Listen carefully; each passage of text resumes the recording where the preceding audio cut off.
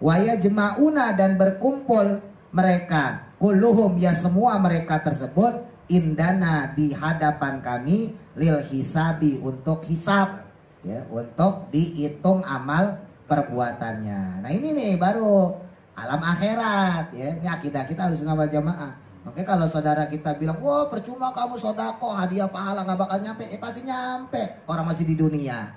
Nah ntar kalau udah hisab baru, ya kalau udah hisab nafsi, ya saya nggak bisa nolong bapak juga nggak bisa nolong saya, gitu. Kecuali nanti di antara kita ada yang sudah masuk surga duluan. Karena di antara yang diijabah untuk penghuni surga adalah permintaan atau permohonan dia. Ya, jadi seandainya nih, ya ada anak dimasukin ke surga, ya, maka si anak itu bakal nyari bapak ibunya. Anak kagak mau masuk surga sebelum bapak ibunya ikut bersama dia. Kalau masuk surga karuan, wah bapak ibu udah sampai, yuk kita masuk bareng-bareng. Tapi kalau bapak ibunya kok dimasukin ke dalam neraka, ini anak mewek nangis, ya orang Betawi bilang nangisnya gegolakan. Malaikat, saya kagak bakal mau masuk surga sebelum bapak ibu saya ikut sama saya ke dalam surga. Tuh. Makanya kalau punya anak soleh anaknya begitu. Anak ini akan ngomong, ya Allah, andai kata bapak ibu saya tidak ngurus saya tidak bakal jadi orang soleh. Berkat dialah ya Allah, saya sekolah, saya ngaji, saya belajar, saya taat sama guru, saya melakukan ibadah, semuanya saya lakukan karena dari bantuan bapak ibu saya yang ngingetin saya. Makanya saya jadi seperti ini, saya jadi orang soleh yang berhak masuk surga. Kalau bukan bantuan bapak ibu saya, kalau bukan bimbingan bapak ibu saya, kemungkinan saya juga sama seperti mereka. Ngaji, kalau ngaji pintar.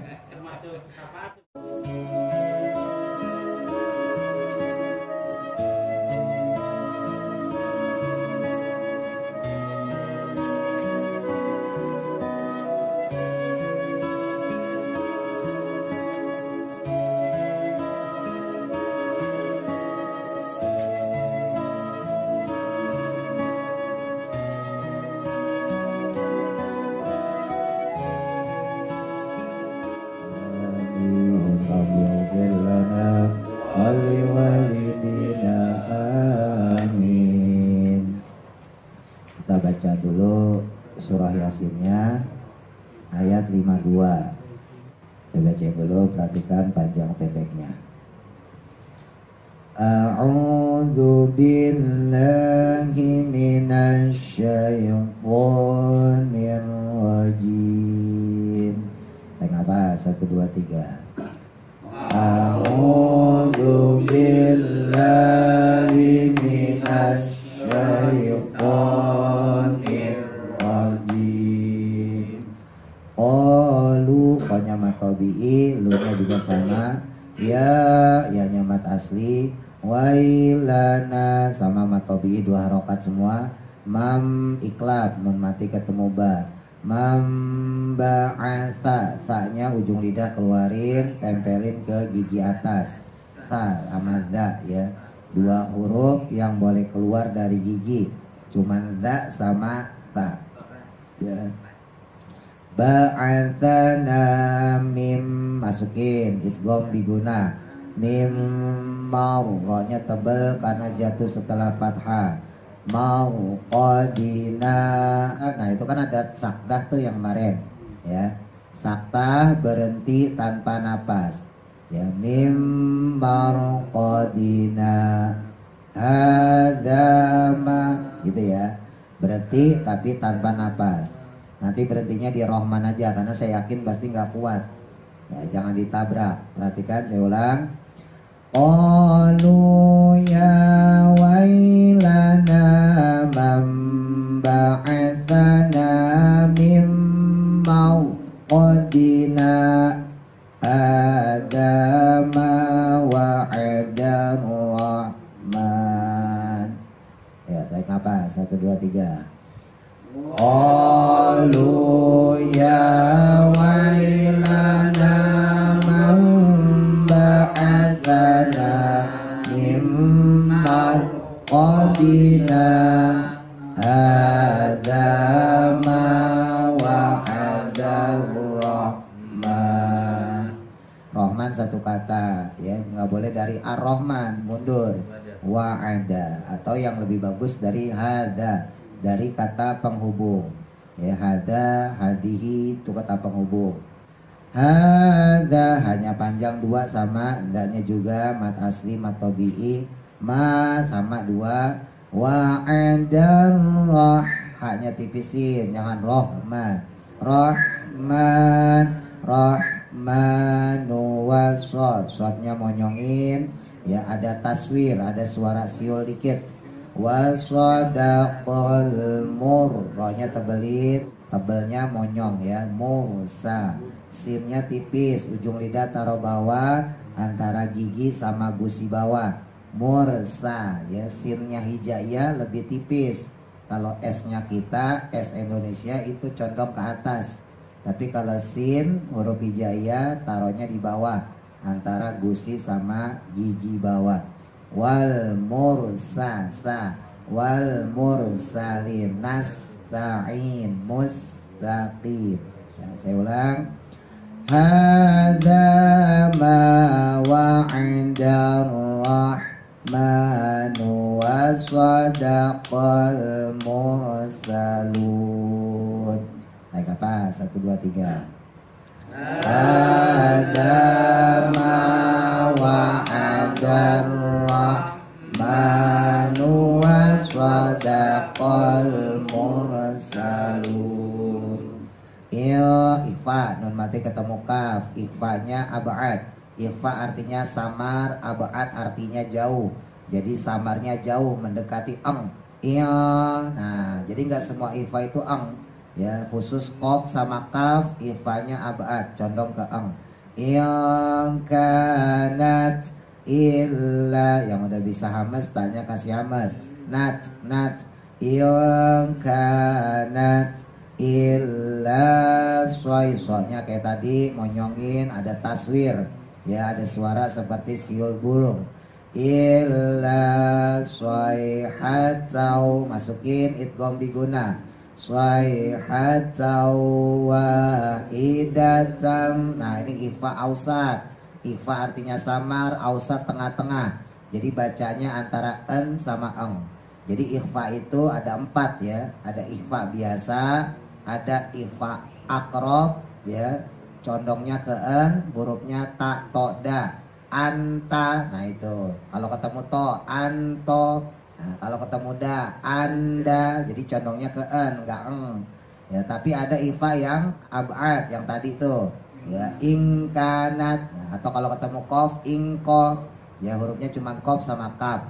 Nah antara yang en sama yang eng ada yang tengah-tengah, namanya ikhfa ausat, hurufnya cuma 1, fa ya. Kuda-kudanya en menuju eng ya, wahidatan tan.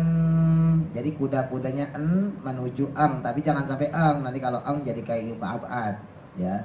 Wahidatan fa idahum, humnya ketemu jim, idhar syafawi, jelas.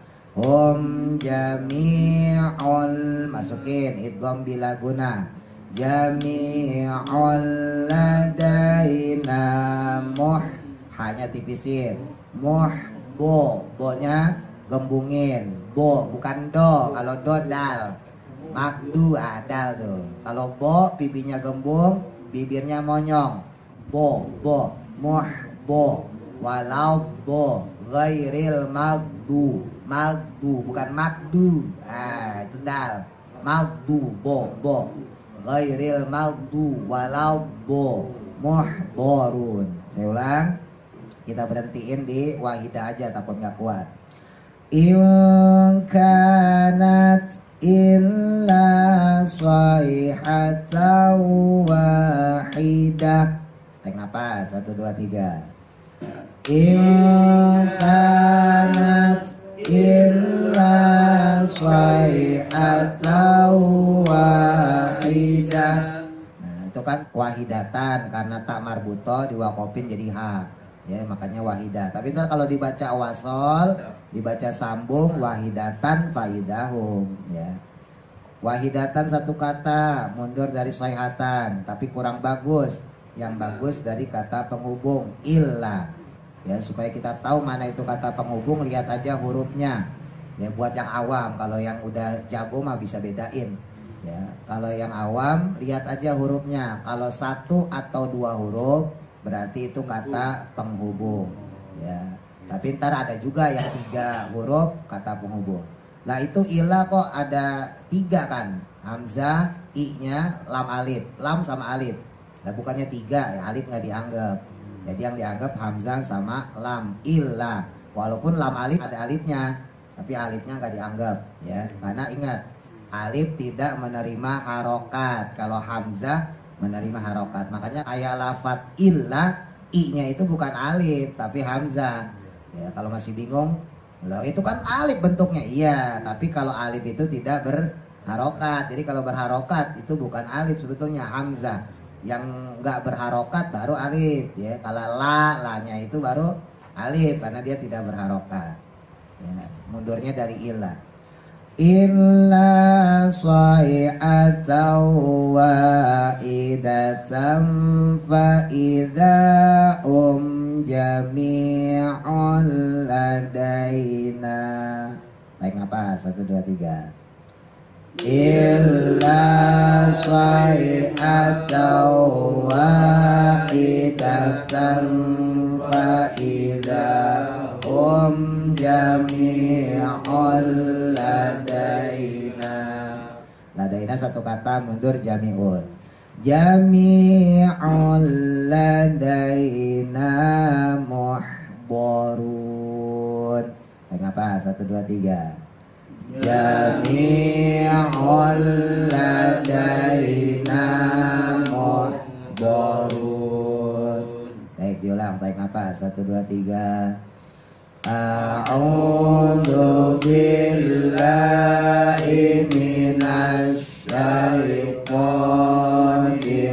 rajim. Baik apa? 1, 2, 3. Alum ya wailana man ba'atsana mim maqadina adama wa'adar rahman. Mundur hadza. Baik apa? 1, 2, 3. Adama wa'adar rahmanu wa sadaqal mursalun. Baik apa? 1, 2, 3. In kanat illa sayhatan wahidah. Baik apa? 1, 2, 3. Illa sayhatan wahidatan fa idza jami'ul ladaina. Mundur jami'un. Baik apa? 1, 2, 3. Jami'ul ladaina muhbarun. Sadaqallahul azim. Sekarang dibuka tafsir Yasinnya. Bismillahirrahmanirrahim. Qala musannifu rahimahullahu ta'ala wa nafa'ana bihi wa bi barakati ulumihi fid dharaini amin. Qala Allah ta'ala fil Qur'anil Karim. A'udzu billahi minasy syaithanir rajim. Qalu ya wailana man ba'atsana mim marqadina wallahu a'lam bimuradih. Qalu, kemudian mereka berkata, ini ketika dibangkitin dari kubur ya. Ya wailana, aduh celakanya kami. Man, siapakah? Ba'atsana, yang membangkitkan kami, yang ngebangunin kami, min marqadina, dari tempat tidur kami atau dari ranjang kami. Ola berkata Ubay bin Ka'ab, sahabat Ubay bin Ka'ab, wa bnu Abbas, dan sahabat Abdullah bin Abbas. wa Qatadah dan Imam Qatadah radhiyallahu anhum, semoga Allah meridhoi mereka. Innama yaquluna, hanya saja mereka berkata, hada akan ucapan ini, mengatakan ya wailana mamba asana mimar kodina, aduh celaka nih, siapa yang bangunin saya nih gitu. Siapa yang bangkitin saya? Yaitu hina, saat dimana anallaha ta'ala, bahwa Allah subhanahu wa ta'ala itu raf'al adzaba, mengangkat azab, an ahlil adzabi, dari orang yang berhak diazab, baina nufkhataini, di antara dua tiupan sangkakala. Nah, ini yang kemarin kita bahas ya. Ada khilafiyah ulama memang untuk tiupan sangkakala, ada yang mengatakan 2, ada yang mengatakan 3. Ya, kalau yang mengatakan 3, tiupan pertamanya menggemparkan, ya. Terus yang kedua hujan, udah nggak usah dilihat. Masih ngelihat. Oh, hujan masih dilihat. Saya aja tahu suara hujan. Kedua, menghancurkan alam semesta sekaligus mematikan semua makhluk. Nah, yang ketiga, membangkitkan. Itu kalau versi yang 3 kali tiupan sangkakala. Nah, kalau yang versi 2 kali tiupan sangkakala, ya, yang pertama langsung mematikan. Jadi yang gonjang ganjing sama yang mematikan itu gabung ya, 1 kali tiupan. Nah, terus yang kedua baru membangkitkan. Nah, itu perbedaan pendapat. Nah, jadi kalau yang kuatnya sendiri, ya menurut jumhur ulama ya cuman 2 kali. Ya nufkhataini, cuman 2 kali tiupan. Tiupan pertama mematikan semua makhluk, termasuk menghancurkan alam semesta. Terus tiupan yang kedua membangkitkan. Fayar kudul, maka tertidur lelap mereka fi kuburihim, dalam kuburan-kuburan mereka. Ingat ya Pak, dalam faham kita Ahlussunnah wal Jamaah, alam kubur, alam barzah itu masih alam dunia. Ingat, ini kaidah kita loh Ahlussunnah wal Jamaah loh. Ya, karena kalau yang paham yang lain enggak ya, paham yang lain menganggap kuburan itu ya udah bukan alam barzah, udah alam akhirat, makanya nafsi-nafsi. Makanya dianggapnya kalau orang kirim Fatihah, kirim doa, kirim sedekah kagak nyampe menurut mereka ya, karena mereka menganggapnya alam barzah itu adalah alam akhirat. Nah, paham kita Ahlussunnah wal Jamaah enggak ya, alam barzah itu masih alam dunia. Nah, karena berada di dinding pemisah. Jadi alam akhirat itu ya nanti pas udah sangkakala kedua. Ya, kalau udah ditiupin sangkakala kedua, dibangkitin semua, nah itu baru nafsi-nafsi itu. Ya, anak kagak bisa nolong bapak, bapak kagak bisa nolong anak gitu. Tapi kalau masih di alam barzah berarti masih di alam dunia. Lah orang belum ditiupin sangkakalanya. Ya, maka anak bisa nolong bapak dengan cara doain, ya, ngasih pahala sedekah dan sebagainya. Sebaliknya, ya, bapak juga bisa ngasih hadiah pahala kepada anak. Ini akidah kita loh, hati-hati. Ahlussunnah wal Jamaah tuh akidahnya begitu. Ya, kecuali nanti kalau sudah akhirat. Nah, ini kan ketika ada orang nih, ya, ketika dia itu min ahlil azab, dia tergolong masuk dalam orang yang wajib diazab. Dia kena azab karena selama di dunianya nggak bagus, nggak soleh, ya, ninggalin sholat dan sebagainya. Masuklah dia ke kuburan, ya, masuk di kuburan terus diazab. Nah, maka pas tiupan sangkakala pertama, pakai versi yang 2 aja ya, 2 kali tiupan. Tiupan sangkakala pertama, maka kan hancur semua alam semesta. Ya, termasuk orang-orang yang masih hidup, termasuk makhluk hidup, bahkan termasuk malaikat yang kemarin tuh. Ya, malaikat yang terakhir itu Jibril, Mikail, Israfil, Israel, Hamalatul Ars. Ya, ada 5 malaikat yang terakhir tuh. Itu pun 5-5-nya dimatiin sama Allah. Nah, ketika alam semesta ini hancur, termasuk manusia yang sudah mati di kuburan hancur juga. Berarti kan nggak ada azab. Yang tadinya lagi diazabin, ya, lagi digedukin gitu ya, malaikat lagi mukulin dia. Ketika tiupan sangkakala pertama, berarti malaikatnya juga mati. Paham ya?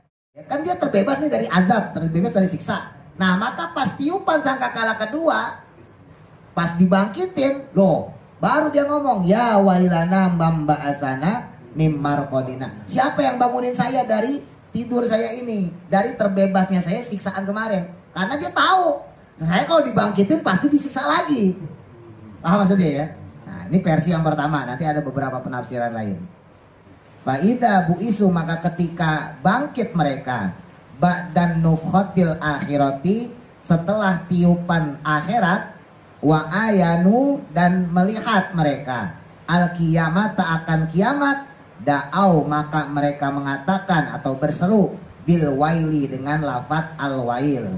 Wail itu celaka ya. Ada kan di surah Al-Humazah tuh, wailul likulli humazatil lumazah. Ya, wailul itu artinya celaka. Waduh, celaka saya nih, karena dia tahu bahwa dia bakal diazab lagi. Padahal tadinya udah perek, ya kan? Habis diazab sama malaikatnya mati juga. Ya, maka ketika dibangkitkan dan dia tahu bahwa itu adalah tiupan sangkakala hari kiamat, bahwa dia akan diadili di akhirat, nah dia teriak, ya wailana, aduh celaka saya nih.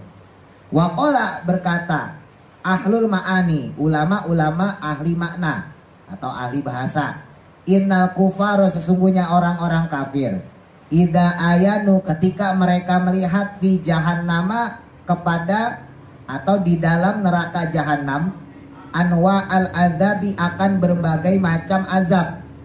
Ketika orang-orang kafir ngelihat neraka jahanam, di situ siksaan macam-macam, beda-beda Pak di neraka jahanam tuh ya. Siksaannya antara yang satu dengan yang lain kagak sama. Wasoro, maka membandingkan ya adzabal qabri, akan azab kubur ya yang menimpa dia, fi janibi adzabi jahannam, dengan bandingan ya azab neraka jahanam, kan naumi, seperti tidur. Nah, ada lagi pendapat yang mengatakan ketika orang kafir melihat neraka jahanam dengan berbagai dahsyat siksaan di dalamnya, maka kemudian dia membandingkan dengan azab kubur yang sebelumnya dia terima. Ya, maka dia berkata, seakan-akan saya baru saja bangun tidur. Namanya bangun tidur kan gak berasa Pak. Ya. Bapak ngerokok di waktu tidur sama ngerokok di waktu beneran beda. Ya. Minum kopi waktu tidur sama minum kopi waktu beneran, ya enakan mana? Waktu beneran kan gitu. Nah, iya. Sama juga itu kalau enak, kalau sakit digigit ular waktu tidur sama digigit ular beneran, sakitan mana? Gitu beneran. Nah, orang kafir tuh ngebayangin kayak gitu. Ya, ketika dia ngelihat neraka jahanam, waduh, ini saya baru bangun dari tidur, ibaratnya gitu. Padahal tidurnya itu aja sudah diazab kubur, gimana aslinya? Makanya namanya kuburan itu bisa jadi raudhah min riyadil jannah, bisa jadi taman dari tamannya surga, tapi juga bisa menjadi hufrah, bisa menjadi jurang, bisa menjadi lembah min hufarin niron, dari lembahnya neraka. Itu tergantung amal perbuatan kita. Qalu, maka mereka berkata, man, siapakah ba'asana yang membangkitkan kami, mim marqadina, dari tempat tidur kami ini, dari tidur pulas kami ini. Summa qalu, kemudian mereka berkata lagi, hadza ma wa'ada rahman wa sadaqal mursalun. Qalu, maka berkatalah. Ini ada dua tafsiran, ada yang mengatakan orang kafir, ada yang mengatakan yang ngomong malaikat. Hadza, adapun ini, itu ma, yaitu perkara, wa ada yang telah menjanjikan. Siapa yang menjanjikan? Ar-Rahmanu, yaitu Allah. Allah yang Maha Rahman.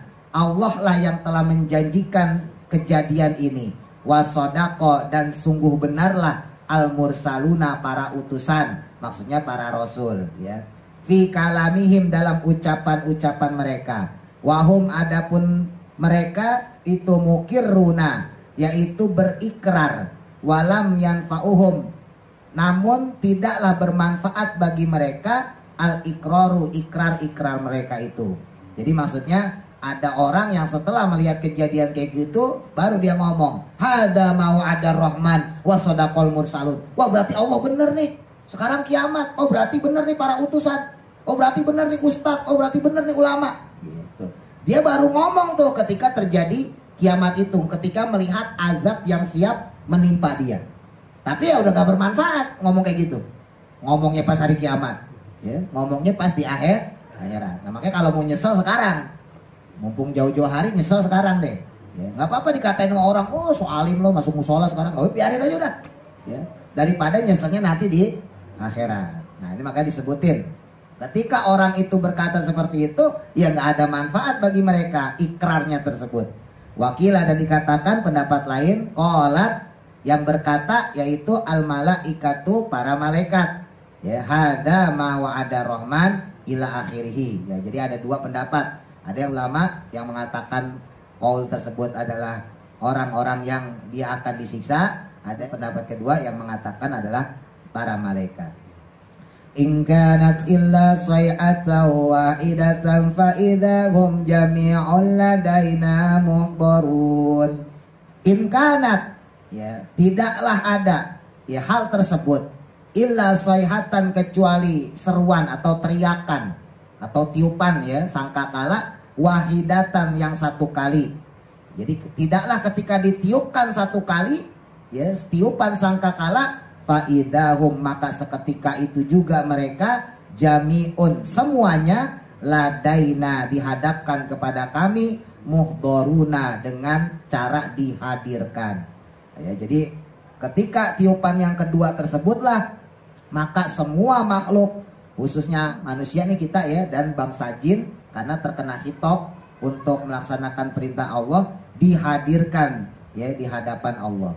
Ai maksudnya makana tidaklah ada kurujuhum ya keluarnya mereka minal kuburi dari kuburan illa bisayhatin kecuali dengan tiupan wahidatin yang satu kali min Israfila dari malaikat Israfil. Jadi tiupannya cuma satu kali bangkit semuanya. Ya nggak ada tiupan lagi tuh. Li'annal makhlukina karena sesungguhnya para makhluk itu yamutuna mati mereka bisoyhatin dengan satu kali tiupan. Nah, ini yang versi 2 ya. Wayahrujuna dan keluarlah mereka min kuburihim dari kuburan mereka bisoyhatin juga dengan satu kali tiupan. Wayajma'una dan berkumpul mereka kulluhum ya semua mereka tersebut indana di hadapan kami lil hisabi untuk hisab ya untuk dihitung amal perbuatannya. Nah ini nih baru alam akhirat ya. Ini akidah kita Ahlussunnah wal Jamaah. Makanya kalau saudara kita bilang, wah percuma kamu sodako hadiah pahala nggak bakal nyampe, pasti nyampe. Orang masih di dunia. Nah ntar kalau udah hisab baru ya. Kalau udah hisab nafsi ya. Saya nggak bisa nolong bapak juga nggak bisa nolong saya gitu. Kecuali nanti di antara kita ada yang sudah masuk surga duluan. Karena di antara yang diijabah untuk penghuni surga adalah permintaan atau permohonan dia.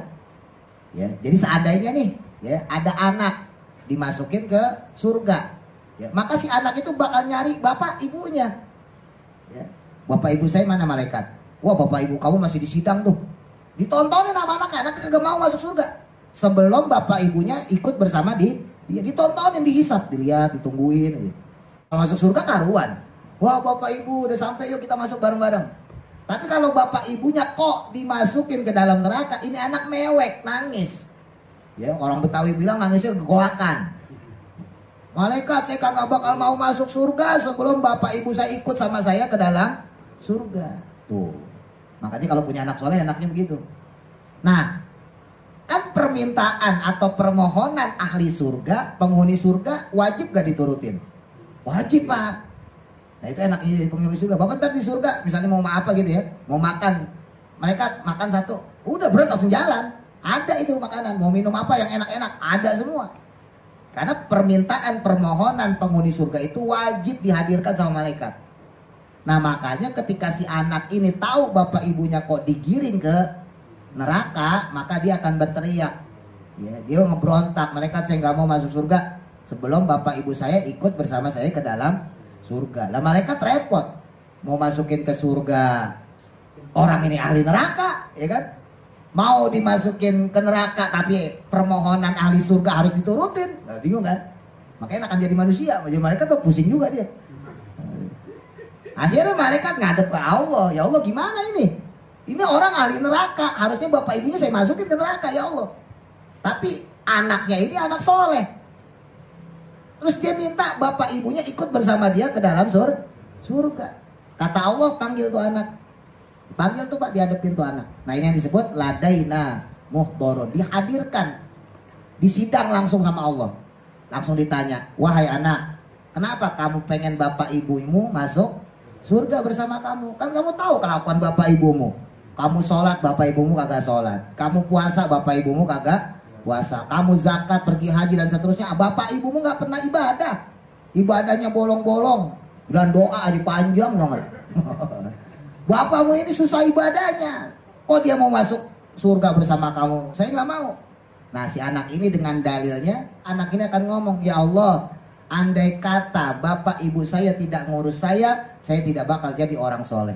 Kalau andai kata bapak ibu saya nggak nyekolahin saya nggak mungkin jadi orang soleh. Kalau bapak ibu saya nggak nyuruh saya ngaji, saya nggak bakal jadi orang soleh. Kalau bapak ibu saya nggak nyuruh saya ibadah, saya nggak bakal jadi orang soleh. Berkat dialah ya Allah. Saya sekolah, saya ngaji, saya belajar, saya taat sama guru, saya melakukan ibadah, semuanya saya lakukan karena dari bantuan bapak ibu saya yang ngingetin saya. Makanya saya jadi seperti ini, saya jadi orang soleh yang berhak masuk surga. Kalau bukan bantuan bapak ibu saya, kalau bukan bimbingan bapak ibu saya, kemungkinan saya juga sama seperti mereka. Ngaji, kalau ngaji pintar. Termasuk syafaat. Ya, kalau syafaatul uzma kan syafaat Nabi ya, syafaat terbesar. Nah, maka kemudian anak tersebut dibawa ya sama malaikat menghadap bapak ibunya. Bapak ibu, nih anak kamu yang minta supaya masuk surga. Akhirnya mereka datang. Nah, gimana kalau kebalikan? Anaknya masuk neraka, bapak ibunya masuk surga. Bisa nggak? Bisa, tapi kecil banget kemungkinannya. Bisa tapi sangat kecil kemungkinannya. Ini hati-hati nih. Kalau anak nolong orang tua kemungkinannya besar. Tapi kalau orang tua nolong anak kemungkinannya kecil. Kenapa kecil? Karena orang tua itu nggak punya alasan seperti tadi, Pak. Nah, anaknya buangor, bandel. Coba Bapak bayangin. Ya nauzubillah sih ya. Ini seandainya kita ditakdirkan masuk surga. Nah, ternyata anak kita ditakdirkan masuk neraka. Coba alasan supaya ngebawa dia ke surga apa? Bingung kan alasannya? Kalau si anak ada alasan. Kan dia yang ngasih makan saya ya Allah. Kan dia yang ngedidik saya kan gitu. Iya, jadi ada jasa lah. Si orang tua punya jasa kepada si anak. Tapi kalau anak yang masuk neraka, orang tua mau belain gimana coba? Iya. Bisa tapi kemungkinannya kecil. Ya pikir sendiri gimana caranya. Alasannya apa? Ya alasannya dengan rahmatmu ya Allah. Dengan ridhomu ya Allah. Ya, bocorin aja. Ulangannya saya bocorin.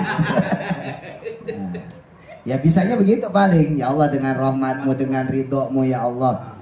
Hamba kurang bahagia, kurang terasa sempurna kebahagiaan hamba ini kalau nanti di surga hamba tidak berkumpul kembali bersama keluarga hamba. Nah udah alasannya itu doang. Tapi bicara zohir kan si orang tua gak punya jasa sama anak ya. Beda sama anak. Kalau anak utang budi ya. Kalau orang tua gak utang budi sama anak ya kan. Makanya agak sulit di situ. Ini syafaat sokir ya. Syafaat kecil. Termasuk antara guru sama murid sama guru. Bapak nanti seandainya masuk surga duluan bisa nolongin saya. Seandainya. Tapi sih kayaknya enggak lah. Masa iya dong. Ustadz lain lah ya. Jangan saya, Ustadz lain. Bapak ternyata masuk surga nih, ya kan? Masuk surga. Lah ada ustadz lain minta bantuan. Mas Gianto. Loh, itu kan Pak Ustadz Fulan. Kok dia di neraka? Bisa bantuin. Ya. Kenapa? Nanti kan kayak tadi tuh, Mas Gianto punya utak budi sama si Ustadz Fulan. Ya Allah, gimana pun juga saya kenal sholat, kenal ngaji, kenal baca Quran dari Ustadz Fulan ya Allah. Ya malaikat tetap, oh ini kan Ustadz Jarkoni, tahu Jarkoni? Ini sok ajar ya, ngelakon Ustadz Jarkoni nih. Wah. Ya tapi kan gimana pun juga dia ngajarin saya. Gara-gara dia itu saya bisa masuk surga. Akhirnya juga dibawa. Ya begitu pula sebaliknya, guru pun, Ustadz pun bisa nolong jamaahnya, nolong muridnya. Tapi kalau saya nggak ada rencana kayak gitu. Wah, saya masuk surga masuk aja. Ngapain ya Mas Gianto? Soalnya kan belum pengalaman di surga. Kita kalau nyasar, keluar malah masuk neraka, repot ya. Terus urus dewe-dewe lah. Fa'in kila, maka jika ditanya, 5 kenapa? Qala Allah Subhanahu wa taala. Allah Subhanahu wa taala kok berfirman, jami'ul ladaina muhdharun. Walaisa, dan padahal bukanlah lil kufari bagi orang kafir itu qaribun dekat. Oh, ini secara tauhid nih, ya. Inlillahi ta'ala, di sisi Allah Subhanahu wa taala. Kok disebutin lafadznya ladaina muhdharun? Ladaina itu kalau kita terjemah bebas ya Pak, ya, ladaina maka orang tersebut, ya, mau yang baik ataupun buruk dihadapkan, disidang, ya, muhdharun dihadirkan. Ini kalau bahasa terjemah bebasnya. Nah, timbul pertanyaan, loh, kan kalau orang kafir nggak mungkin dekat sama Allah, padahal bahasanya di hadapan kami. Kalau di hadapan berarti dekat Pak, gitu ya. Nah, ini secara tauhid. Maka ujibu, aku menjawab, ya, Syekh Hamamizadah pengarang tafsir Yasin ini mendalilkan bi annal muroda, bahwa sesungguhnya yang dimaksud minal kurbi, daripada dekat di sini itu kurbul hisabi, yaitu dekatnya hisab, wal adzabi, dan azab.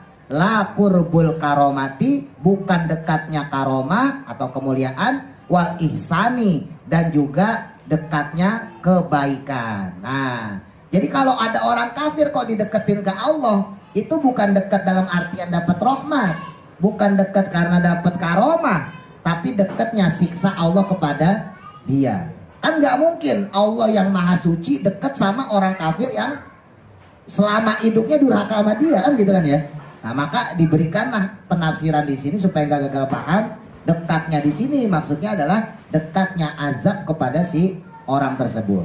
Yakni maksudnya rufiat, diangkat, al-hujubu, yaitu hijab, ya, hijab-hijab atau aling-aling atau penghalang, wal wasitotu, dan juga pembatas, bainallahi, antara Allah, wa baina ibadihi, dan antara hamba-hambanya. Wa yus'alu, maka kemudian ditanyakanlah ibaduhu, para hambanya tadi, bi azmatihi, dengan karunia atau keagungannya Allah, wa kibriyaihi, dan juga kesombongan atau kebesaran Allah, anjami ima, atas seluruh apa-apa fa'aluhu, yang pernah dia lakukan, melakukan dia fit dunia, di alam dunia, minal khairi, baik berupa kebaikan, wasyari, maupun berupa keburukan. Nah, jadi ketika seseorang berada di hadapan Allah, disitulah dia bakal ditanya macam-macam, ya, baik buruk ketika hidup di dunia, ya, nikmat dan sebagainya yang telah Allah berikan kepada dia. Dan sebetulnya yang lebih ngeri lagi Pak, ini buat kita khusus ya, umat Islam, ada 2 hal yang sebetulnya kita takutin. Kita di sidang saat itu bukan cuma ditonton sama Allah, bukan cuma ditonton sama umat semesta alam dari zaman Nabi Adam Pak, ya, tapi ditonton setidaknya 2 sosok yang paling kita kagumi. 1 Nabi Muhammad Sallallahu Alaihi Wasallam, kedua orang tua kita. Nah, jadi sorotannya ulama itu sebetulnya pada 2 ini. Oke lah, kalau Allah mah maha pengampun lah, ya, Allah maha penyayang, Allah maha pemaaf. Insya Allah kita punya salah, kalau tobat, insaf, diampunin, gak usah khawatir. Manusia gak usah dipikirin. Tapi gimana pun juga itu nanti dibuka lah. Jadi sekalipun kita diampunin dosa kita, sekalipun kesalahan kita dimaafin, tapi itu tetap dibuka, catatannya tetap ada. Jangan salah, jangan kira gak disebutin ntar. Dan ada 2 sosok yang menyaksikan kita, yaitu pertama Nabi Muhammad Sallallahu Alaihi Wasallam, yang kedua adalah kedua orang tua kita, bapak ibu kita ngelihat, ya. Jadi Nabi Muhammad itu ketika ngelihat dibacakan kebaikan-kebaikan kita, ya, maka Nabi Muhammad ikut bangga. Nabi, Muhammad, ya, nih umatmu nih, ya, si Fulan sholatnya rajin, tanggal 1, ya, bulan 1, ya, tahun berapa dia mulai sholat misalnya gitu, ya, 1971 misalnya gitu, disebutin sama apa? Sholatnya, puasanya, ya, zakatnya, sedekahnya, baca Qur'annya, ngajinya, berbuat baiknya, macam-macam disebutin. Maka Nabi Muhammad tersenyum ketika mendengar kebaikan demi kebaikan umatnya yang disebutin itu. Nah, sekarang kita bayangin gimana kecewanya Nabi ketika nanti disebutinnya kejelekan-kejelekannya. Wahai Nabi Muhammad, ini umatmu nih, waktu jam sekian ngebohong misalnya gitu, jam sekian marah-marahin bini misalnya gitu, jam sekian marahin anak, wah kejelekan kita disebutin. Padahal katanya kan kita selama hidup di dunia pengen dapat syafaat Nabi. Padahal kita selama di dunia ngakunya umat Nabi Muhammad. Nah, ya. Dan orang tua kita melihat juga di situ. Jangan salah, orang tua kita juga ngelihat di situ. Makanya orang yang dia hidup miskin tanpa warisan itu lebih baik secara pertanggungjawaban hisabnya. Ya, lebih enteng daripada mereka-mereka yang hidup dengan bawa warisan. Kenapa? Ya ini nih salah satunya. Karena nanti bapak ibunya bakal lihat. Kalau orang nggak ditinggalin warisan, ya anak itu beranjak sendiri ya, remaja, dewasa, ibu bapaknya nggak ninggalin warisan, nggak ninggalin duit, nggak ninggalin harta, maka bapak ibunya nggak ada masalah sama si anak. Mau si anak baik atau buruk itu nggak ada urusan. Tapi ketika si ibu bapaknya ini ninggalin warisan, ninggalin sawah misalnya, ninggalin mobil misalnya, ya pokoknya ninggalin harta lah. Sementara bapak ibunya ini kan kagak sempat mungkin untuk sedekah.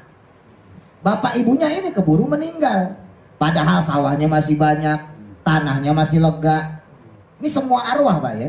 Semua arwah itu ketika dia meninggal, dia pengen harapannya itu ahli warisnya mensedekahkan.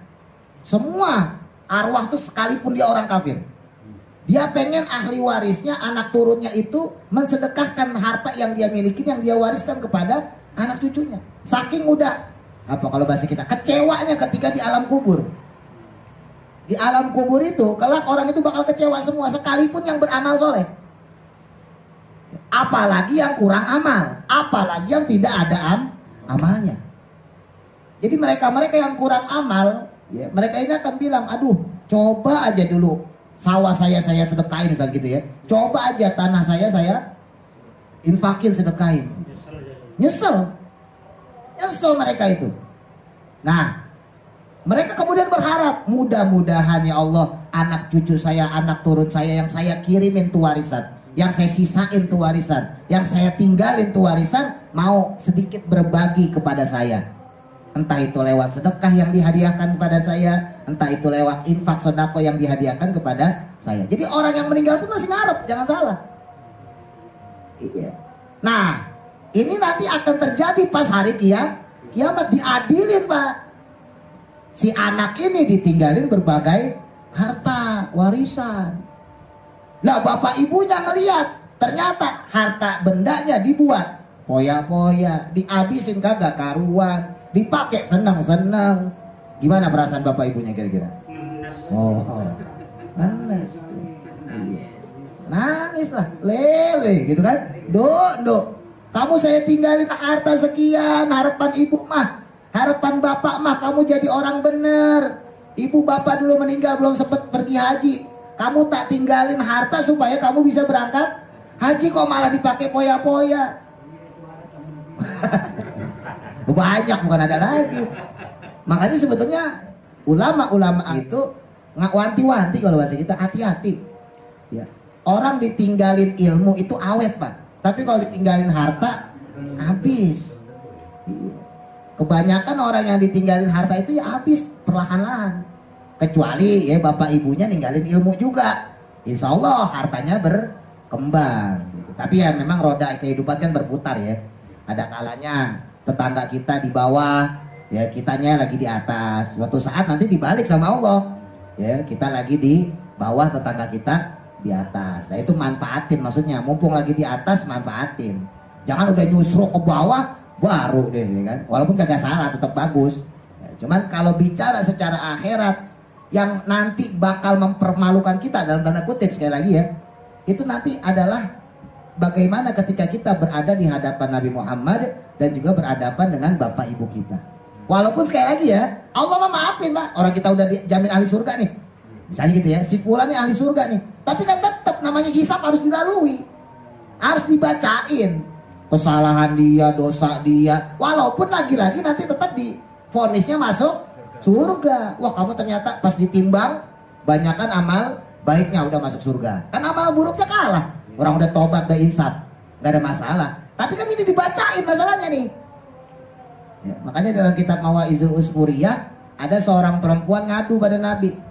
Ya Rasul, saya pernah melakukan dosa besar, saya melakukan kesalahan yang besar, gimana cara tobatnya? Kata Rasulullah, ya udah tobat, berjanji jangan sampai ngulangin lagi. Nah, orang ini pintar, perempuan ini pintar. Ya Rasul, tapi kan anggota badan saya nanti akan bersaksi. Nanti kan alam semesta ini bakal bersaksi. Nanti malaikat hafazo, malaikat rokib atib ya, malaikat katibin, pencatat amal baik buruk juga akan bersaksi. Walaupun saya dimaafin sama Allah, walaupun saya diampunin sama Allah, nah, itu penyesalan. Kata Rasul, benar apa yang kamu katakan. Maka hendaknya iringi kebaikanmu itu dengan berlipat ganda lebih banyak lagi. Dan apabila kamu ingat dengan suatu keburukan, maka tutup juga dengan kebaikan. Jadi maksudnya gini, dulu ya seandainya kita jarang sholat, maka sekarang jangan cuma sholat 5 waktu, Pak. Sholat sunnahnya banyakin. Nah, kodok tuh yang kita pelajarin tuh. Habis sholat maghrib, kodok maghrib. Habis sholat isya, kodok. Sholat isya, habis sholat subuh, kodok. Terus aja kodok. Sampai kita meninggal. Dan syukur-syukur tadi, tambahin sholat sunnahnya. Sebab kalau kita cuma ngandelin sholat 5 waktu, minusnya kebanyakan. Ya, minusnya kebanyakan. Maka tambahin sholat tahajud, tambahin sholat witir, tambahin sholat duha. Walaupun mungkin cuma 2 rakaat, 4 rakaat ya. Supaya apa? Supaya nutupin minus kita yang terlanjur banyak. Kalau dulu kita waktu masih ada duit pelit, ya, nggak pernah sedekah, atau kalau sedekah pun terpaksa. Giliran kita udah tua, pensiun, ganti itu semua, banyakin sedekah, banyakin infak, banyakin macam-macam. Ya itu tadi, buat ngejar yang dulu-dulu itu. Jangan ketika masuk musola, masuk masjid, tobat, insaf, perlakuannya sama. Ya sedekahnya ya 10.000 misalnya gitu. Ya sholatnya ya cuma 5 waktu. Baca Quran ya seminggu sekali doang kalau yasinan. Ya, kalau kayak yasinan perek dia. Jadi kagak bertambah. Ya. Beda sama orang yang standar-standar nih. Tapi kalau orang tobat nggak boleh begitu. Orang tobat itu harus punya satu perubahan yang mendominasi diri dia. Ya kalau nggak sholatnya ya puasanya. Kalau nggak puasanya ya sedekahnya. Kalau nggak sedekahnya ya macam-macam ibadah-ibadah yang lain. Karena kan di surga itu kan pintunya macam-macam, Pak. Ya, ada pintu sholat, ada pintu sodako, ada pintu sabar, ada pintu puasa, macam-macam pintunya. Dari sekian pintu itu kita disuruh milih pintu mana yang terbuka, masuk deh lewat situ. Kalau sholat kita bagus, puasa kita bagus, zakat kita bagus, sodako kita bagus, ngaji, ya baca Quran, semuanya bagus, pintu kebuka semua, Pak. Pintu surga kebuka semua boleh bebas itu mau masuk lewat mana aja. Nah, iya. Tapi kalau kita punya sholat, mungkin sholat kita, ya maaf belum khusyuk, masih punya harapan di pintu puasa. Barangkali puasa kita belum ikhlas, masih ada di pintu baca Quran. Barangkali baca Quran kita masih pelegak-pelegok, belum benar, masih ada pintu sodako. Kalau sodako kita juga kurang lurus, masih kurang ikhlas, masih ada pintu umroh, haji dan sebagainya. Tapi kalau pintu semuanya ketutup, mau lewat nenong, ya kan gitu. Kalau bisa dicongkel enak ya kan. Cuma kan biasanya nyongkel maling. Fal yauma la tuzlamu nafsun. Nah ini ayatnya panjang ya. Insyaallah kita sambung pertemuan berikutnya. Wallahu a'lam. Mudah-mudahan manfaat. Al-Fatihah. Bismillahirrahmanirrahim. Alhamdulillahirabbil